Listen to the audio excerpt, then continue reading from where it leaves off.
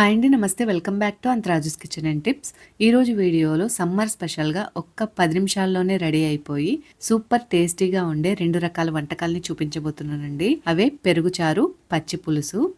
వేసవి కాలంలో ఎక్కువ కారం, ఘాటు ఉన్న గ్రేవీ కర్రీస్ కానీ, పులుసులు లాంటివి కానీ అస్సలు తినాలి అని అనిపించదు కదా! ఈ ఎండల్లో బయటికి వెళ్ళొచ్చిన వాళ్ళైతే పల్చగా ఉండి, తిన్నాక పొట్టలో చల్లగా ఉండే వాటిని తినడానికే ఎక్కువ ఇష్టపడుతూ ఉంటారు. సో, అలాంటప్పుడు మంచి ఎండలకి ఇవి పెర్ఫెక్ట్ రెసిపీస్ అని చెప్పొచ్చు. వీటిలోకి సింపుల్ కాంబినేషన్ గా ఒక ఆమ్లెట్ నో లేదా ఏదో ఒక ఫ్రై లాంటిదో ఉంటే చాలు, హాయిగా నంచుకుని తినేసేయచ్చు.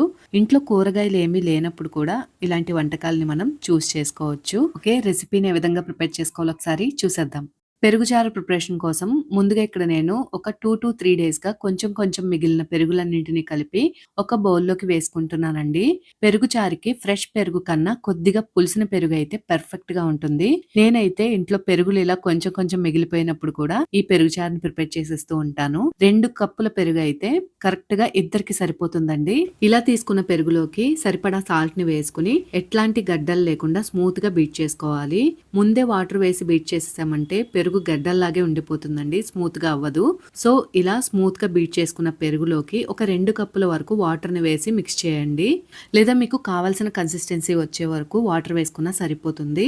ఇప్పుడు 2 కప్పుల పెరుగుకి 1 కప్పు ఉల్లిపాయల్ని చిన్న ముక్కలుగా కట్ చేసుకుని ఒక బౌల్లోకి వేసుకోవాలి. ఈ ఉల్లిపాయల్లోకి ముందు స్మూత్ గా బీట్ చేసుకున్న పెరుగుని వేసి బాగా కలిపి పక్కన పెట్టి ఉంచండి. పెరుగు ఉన్న బౌల్ చిన్నగా అయిందని వేరే బౌల్లోకి పెరుగుని ట్రాన్స్ఫర్ చేశానండి. తర్వాత స్టవ్ మీద చిన్న కడాయి నుంచి ఒక 2 టేబుల్ స్పూన్ల ఆయిల్ వేసి, ఆయిల్ వేడయ్యాక 2 టేబుల్ స్పూన్ల వేరుశెనగ గుళ్ళు, 2 టేబుల్ స్పూన్ల జీడిపప్పులను వేసి దోరగా వేయించి పక్కకు తీసి పెట్టండి. తర్వాత అదే ఆయిల్లోకి 1 టీ స్పూన్ ఆవాలు, 1 టీ స్పూన్ మినపప్పు, 1/2 టీ స్పూన్ జీలకర్ర, 1 టేబుల్ స్పూన్ పచ్చిశనగపప్పును వేసి రంగు మారే వరకు వేయించాలి. తర్వాత అందులోకి 1 ఇంచు అల్లం ముక్కని చిన్న చిన్న ముక్కలుగా కట్ చేసి వేయాలి. తర్వాత కరివేపాకు, 2 పచ్చిమిర్చిని చిన్న ముక్కలుగా కట్ చేసి వేసి కలుపుతూ వేయించాలి. ఇక్కడ నేను ఒక అర టమాటాని ముక్కలుగా కట్ చేసి వేస్తున్నాను. టమాటా ఫ్లేవర్ పెరుగు చారులోకి బాగుంటుందండి. ఇష్టం లేకపోతే స్కిప్ కూడా చేయొచ్చు. ఇందులోకి ఒక 1/2 టీ స్పూన్ పసుపు కూడా వేసి టమాటా మెత్తబడి తాలింపు అంతా చక్కగా వేగేలాగా కలుపుతూ ఫ్రై చేయాలి. చివరిగా స్టవ్ ని ఆఫ్ చేసి కొద్దిగా కొత్తిమీర వేసి చల్లారే వరకు అలాగే ఉంచేసేయండి.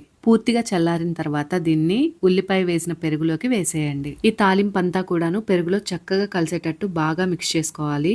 సాల్ట్ కూడా ఒకసారి చెక్ చేసుకోండి. అన్నం తినే ముందు వేయించి పొట్టు తీసి పక్కన పెట్టిన వేరుశెనగ గుళ్ళు, జీడిపప్పును పెరుగు చారులోకి యాడ్ చేసి సర్వ్ చేయండి. తినేటప్పుడు మధ్య మధ్యలో క్రంచీగా తగులుతూ ఉల్లిపాయ ఫ్లేవర్ తో సూపర్ గా ఉంటుంది. వేరుశెనగ గుళ్ళు, జీడిపప్పుని ముందే వేసేసామంటే తినేటప్పుడు సాఫ్ట్ గా అయిపోతాయి. అంతేనండి, సమ్మర్ స్పెషల్ లంచ్ రెసిపీ పెరుగు చారు రెడీ అయిపోయినట్లే. ఏదో ఒక ఫ్రై తోనో లేదా బూందీ మిక్చర్ తోనో కాంబినేషన్ గా ఈ పెరుగు చారుని ట్రై చేయండి. చాలా అంటే చాలా బాగుంటుంది. తర్వాత పచ్చి పులుసుని ఎలా తయారు చేసుకోవాలో చూసేద్దామండి. దీనికోసం ఒక చిన్న నిమ్మకాయ సైజ్ అంతా చింతపండు, 2 పచ్చిమిర్చి, 2 ఉల్లిపాయలు, 1/2 టీ స్పూన్ వేయించిన జీలకర్ర పొడి, కొద్దిగా కొత్తిమీర, కరివేపాకు ఉంటే సరిపోతుందండి. ఇప్పుడు చింతపండును ఒకసారి శుభ్రంగా కడిగి పైదాకా వాటర్ వేసి నానబెట్టి పక్కన ఉంచండి. తర్వాత తీసుకున్న 2 పచ్చిమిర్చిని స్టవ్ మీద కొద్దిగా అటు ఇటు కాల్చి తీసుకోండి. ఇలా కాల్చుకోలేకపోయినా పర్లేదండి, మనకి నార్మల్ గా పచ్చిమిర్చి ముక్కలుగా కూడా వేసేసుకోవచ్చు. కానీ ఇలా కాల్చడం వలన ఫ్లేవర్ అయితే బాగుంటుంది. తర్వాత నానిన చింతపండు నుంచి చిక్కటి రసాన్ని తీసుకోండి.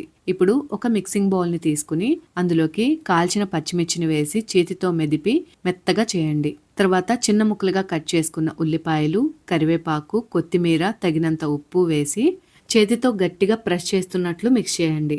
ఇలా కలపడం వలన ఉల్లిపాయ ఫ్లేవర్ అంతా మనకి చింతపండు రసంలోకి బాగా దిగుతుందన్నమాట. ఇప్పుడు ఇందులోకి చింతపండు నుంచి తీసి పెట్టుకున్న రసాన్ని జల్లెడతో వడగట్టి బౌల్లోకి వేసుకోండి. మీరు తినే పులుపుకి తగ్గట్టు వాటర్ని అడ్జస్ట్ చేసి ఇందులోకి యాడ్ చేసుకోండి. ఇందులోకి మనం కారం ఏమీ వేయట్లేదు కాబట్టి నేను ఇందాక ఒక 2 పచ్చిమిర్చి వేసాను కదండి, ఇప్పుడు ఒక 2 పచ్చిమిరపకాయలని చిన్న ముక్కలుగా కట్ చేసి వేస్తున్నాను. మీకు వద్దనిపిస్తే స్కిప్ కూడా చేయొచ్చు. ఫైనల్ గా వేయించిన జీలకర్ర పొడిని వేసి బాగా కలిపి టేస్ట్ని అడ్జస్ట్ చేసుకోండి. ఉప్పు ఏమైనా పడేటట్టు అయితే యాడ్ చేసుకోండి. అంతేనండి, 10 నిమిషాల్లోనే ఎంతో టేస్టీగా ఉండే పచ్చి పులుసు రెడీ. ఒక మంచి ఆమ్లెట్తో ఈ పచ్చి పులుసును వడ్డించుకుని తినండి, కాంబినేషన్ సెట్ అంతే. ఈ 2 రెసిపీస్ని ప్లేస్ని బట్టి ఒక్కో చోట ఒక్కోలా ప్రిపేర్ చేస్తూ ఉంటారండి. కానీ ఇక్కడ నేను చూపించే విధంగా ఒకసారి ట్రై చేసి చూడండి. ఈజీ ప్రాసెస్, చాలా టేస్టీగా కూడా ఉంటుంది. ఓకేనండి. మీరు సమ్మర్‌లో ఈ సింపుల్ రెసిపీస్‌ని తప్పకుండా ట్రై చేయండి. ట్రై చేసి, టేస్ట్ చేసి ఎలా వచ్చిందో నాకు కామెంట్స్‌లో తెలియచేయండి. మీకు ఈ వీడియో కనుక నచ్చినట్లయితే ప్లీజ్ లైక్ చేయండి. మీ ఫ్రెండ్స్ అండ్ ఫ్యామిలీ మెంబర్స్‌కి షేర్ చేయండి. కొత్త వాళ్ళు ఎవరైనా మన ఛానల్‌ని చూసినట్లయితే మర్చిపోకుండా సబ్స్క్రైబ్ చేయండి. మరొక మంచి వీడియోతో నేను మిమ్మల్ని మళ్ళీ కలుసుకుంటాను. Thanks for watching.